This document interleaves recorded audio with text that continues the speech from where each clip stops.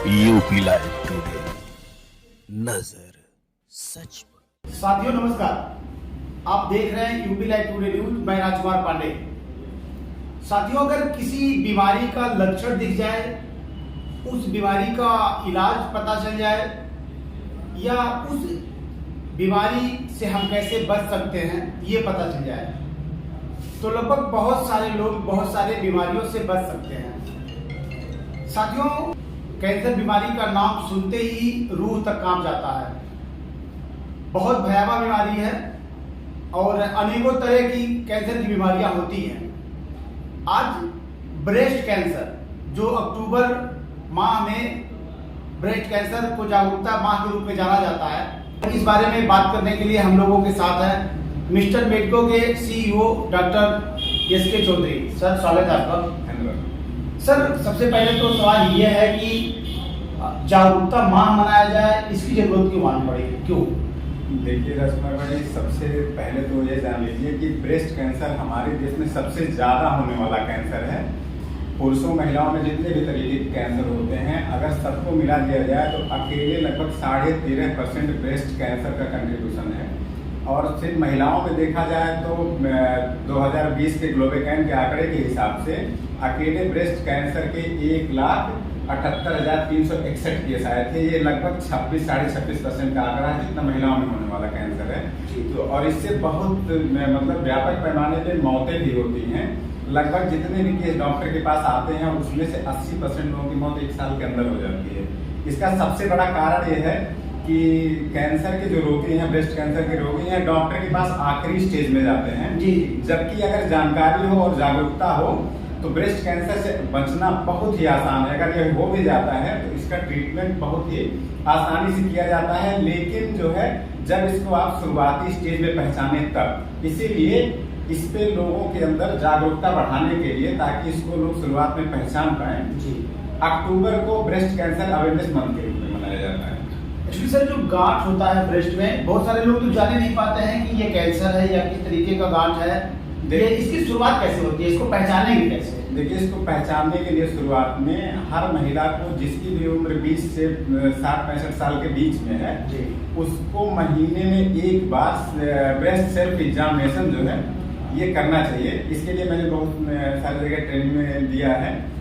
उसकी वीडियो आपको लिंक में डिस्क्रिप्शन में दे दी जाएगी, आप चाहें तो वहाँ सीख सकते हैं। बहुत सारे यूट्यूब पे आपको मिल जाएंगे उसकी वीडियो की ब्रेस्ट सेल्फ एग्जामिनेशन, मतलब आप घर पे स्तन का कैसे परीक्षण कर सकते हैं। अच्छा। अगर आप खुद से ये परीक्षण कर रहे हैं, महीने में एक बार करना होता है, 5 मिनट का इसमें समय लगता है। अगर उसमें आपको कोई एबनॉर्मेलिटी ब्रेस्ट में दिखती है, जैसे कोई छोटी गांठ या कोई सूजन या आपके स्तन की त्वचा में कलर में कोई चेंजेस आता है, तो आप उसको बैठ के उसके बड़े होने का इंतजार ना करें। आप तुरंत जो है अपने जो भी फैमिली डॉक्टर हो या गायनेकोलॉजिस्ट हो, ऐसा कोई जरूरी नहीं कि आपको तुरंत ऑन्कोलॉजिस्ट के पास जाना है। उनके पास जाके आप कंफर्म करा सकते हैं कि यह किस तरीके की गांठ है, और डॉक्टर से यह पूछें कि क्या यह सामान्य गांठ है या कोई खतरनाक गांठ है, उसको कंफर्म कराएं टेस्ट करा के।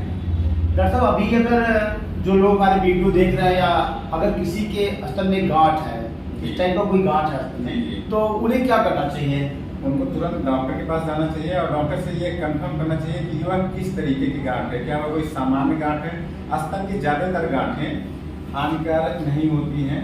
वो मोस्टली एक बीमारी होती है फाइब्रोएडिनोमा ब्रेस्ट, उसको बोलते हैं। फाइबर के स्ट्रक्चर्स बन जाते हैं स्तन में जी। और लेकिन आप उसको खुद से घर पे जज करने की कोशिश ना करें। आपको अगर कोई भी गांठ महसूस हो रही है तो आप डॉक्टर के पास जाएं, उसको कंफर्म करने दें कि वह किस तरीके की गांठ है। वो आपका जो कुछ जांच उसके समझ में आएगा वो करा के, जैसे मैमोग्राफी करा सकता है या किसी परिस्थिति में हो सकता है एफएनएसी कराए। एफएनएसी एक होती है सुई की जाँच जिसको बोलते हैं, फाइन नीडल एस्पायरेशन साइटोलॉजी। स्तन में एक नीडल जो है डाल के, जहाँ पे वो गांठ है उससे कुछ टिश्यू निकाल के उसको स्लाइड पे फैला के चेक करते हैं। पैथोलॉजिस्ट द्वारा जांच की जाती है कि किस तरीके की गांठ है वो। तो आप जो है, अगर कोई गांठ आपको महसूस हो रही है तो उसको खुद से बड़े होने का इंतजार ना करें, आप डॉक्टर के पास जाएं और डॉक्टर जो टेस्ट ट्रीटमेंट करता है वो करा के कंफर्म करें कि ये किस तरीके की गांठ है। सर, कि ये जांच जो प्रक्रिया आप बता रहे हैं, ये बस्ती में भी उपलब्ध है? बस्ती हर आप मोस्टली बस्ती तो जिला मुख्यालय है, कई छोटे छोटे जगह भी उपलब्ध है। अच्छा। तो आप हाँ अपने जो भी फैमिली डॉक्टर उनसे संपर्क करें, वो आपको इसके डिटेल में बता देंगे कि हमारे यहाँ जांच हो जाएगी कि नहीं हो जाएगी। मोस्टली इसके लिए 2-3 जांचें होती हैं। एक तो क्लिनिकल ब्रेस्ट एग्जामिनेशन होता है, डॉक्टर खुद ही अपनी क्लिनिक पे चेक कर लेता है। अगर उसको लगता है कुछ खतरनाक गांठ है या कोई नॉर्मल चेंजेस है तो वह आपको जांच लिख सकता है लेबोरेटरी से, जिसमें मेमोग्राफी हो गया, स्तन की जो है एक्सरे जांच होती है मेमोग्राफी, या सोनोमेमोग्राफी हो गया, स्तन का अल्ट्रासाउंड होता है, या एफएनएसी हो गया जो कि पैथोलॉजी लैब में होता है, पैथोलॉजिस्ट उसको जो है करते हैं। और इसके अलावा कुछ और ब्लड इन्वेस्टिगेशन भी हैं जो डॉक्टर के जो भी समझ में आएगा कि क्या हमको कराना चाहिए वो करा के कंफर्म कर लेगा आपको किस तरीके की गांठ है। डॉक्टर साहब, जैसे ये वीडियो देखने के बाद अगर किसी माता बहन के किसी भी स्तन में गांठ है तो ये भी हो सकता है कि वो डॉक्टर के पास जाएं और ये डॉक्टर मतलब ऊपर से भी उसको गांठ को टच करके या इस तरीके से कोई टेस्ट करके बता सकते हैं? हाँ, क्लिनिकल ब्रेस्ट एग्जामिनेशन होता है, लेकिन मोस्टली जो है डॉक्टर को अगर कोई गांठ समझ में आती है तो वो जो है मेमोग्राफी या एफएनएसी या सोनोमेमोग्राफी करा के ही कंफर्म करेगा। सर, जांच का लगभग खर्चा कितना आता है?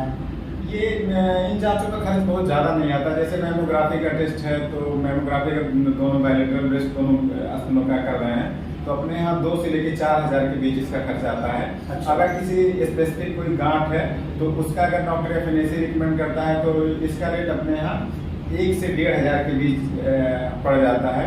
और सोनोमेमोग्राफी का भी रेट यही है, लगभग 2,000 के अंदर ही ज़्यादातर जगहों पे ये आराम से हो जाता है। अच्छा सर, क्या ये अनुवांशिक भी होता है, ये जेनेटिक होता है? हाँ, ब्रेस्ट कैंसर के 5 से 10% केस जेनेटिक भी होते हैं। जैसे कुछ महिलाओं में एक जीन्स होता है BRCA1 और BRCA2, अगर ये पाए जाते हैं तो मोस्ट प्रोबेबिलिटी है कि उसको अपनी लाइफ टाइम में कभी न कभी ब्रेस्ट कैंसर डेवलप होगा। अगर जो है किसी महिला के पूर्वज मतलब उसके माता, दादी, नानी, हाँ, इन लोगों में से अगर किसी को ब्रेस्ट कैंसर की हिस्ट्री रही है अच्छा। तो उसको ज्यादा अवेयर रहने की जरूरत है और वो अपने डॉक्टर से इस पे बात कर सकती है। इसका भी जो है इन्वेस्टिगेशन होता है, टेस्ट होता है, ब्लड टेस्ट होता है इसका BRCA1 BRCA2 का। कई सारी जेनेटिक लेबोरेटरी हैं जो इसकी जांच करती हैं। इसका खर्चा लगभग 15 से 20,000 के बीच में आता है। अच्छा। तो इसको जो है थोड़ा सा महंगा जांच है, हम लोग नहीं करवा सकते, लेकिन अगर आपकी फैमिली हिस्ट्री रही है तो आपको जो है ज्यादा अवेयर रहने की जरूरत है। अगर कोई आपके स्तन में अबनॉर्मलिटी दिखती है तो आप तुरंत जो है अपने डॉक्टर से बात करें, आप ज्यादा अवेयर रहें। सर, ये मतलब होता क्यों है ब्रेस्ट कैंसर, होता क्यों है, इसका कारण क्या है? देखिए, ब्रेस्ट कैंसर होने के कई कारण हैं।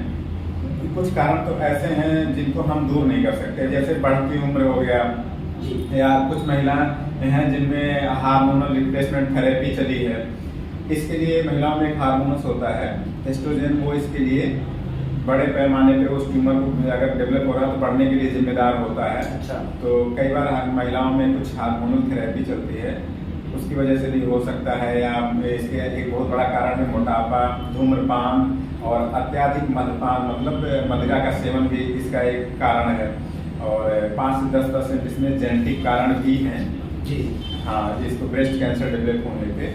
तो इसमें से जिन कारणों को हम रिमूव कर सकते हैं, अपनी लाइफ से हटा सकते हैं, उसमें एक है कि अपना एक आइडियल जो है वेट बना के रखें, एक मतलब जो स्वस्थ वजन होता है उसको मेंटेन करके रखें, रेगुलर एक्सरसाइज करें और अपने खाने में पर्याप्त मात्रा में हरी पत्तेदार सब्जियां और फलों का भरपूर सेवन करें और जो है नियमित सेल्फ ब्रेस्ट एग्जामिनेशन करते रहें, ताकि किसी भी कारण से अगर आपके स्तन में कैंसर या कोई भी अबनॉर्मल ग्रोथ हो रही है तो उसको आप समय पे पहचान के डॉक्टर के पास जा पाएं। क्योंकि आप जो है इसका ट्रीटमेंट पूरी तरीके से तभी करा सकते हैं या डॉक्टर कर सकता है जब आप इसको प्राथमिक अवस्था में पहचान जाएंगे। जी, अगर लेट हो जाता है, अगर लेट, इसीलिए तो कह रहे हैं कि जितने भी केसेस डॉक्टर के पास आते हैं कैंसर के, ब्रेस्ट कैंसर का भी स्टेज होता होगा? जी जी जी, कैसे? सारे कैंसर का स्टेज होता है। हाँ। जैसे कोई भी कैंसर का जो प्राइमरी स्टेज होता है जिसको स्टेज 0 बोलते हैं, हाँ। वो उसको बोलते हैं कि